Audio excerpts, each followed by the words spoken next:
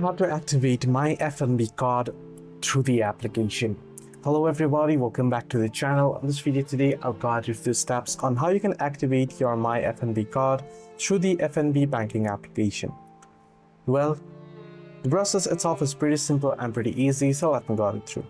To activate an FNB card on the app, you want to open up FNB banking app and make sure you're logged into your account. And once you're logged in, you want to navigate to the My Card section.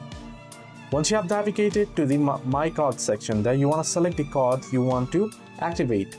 Simply head over to the Cards tab, then you'll find the card list of cards, right, that you have owned. Then you can tap on a particular card that you would like to activate and simply tap on Activate Card and follow the prompts, which usually involves entering an OTP received via SMS.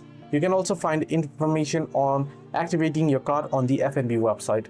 For now, I hope this video was helpful. Do like and subscribe, and do not forget to leave the comments down below if you have any further issues as well.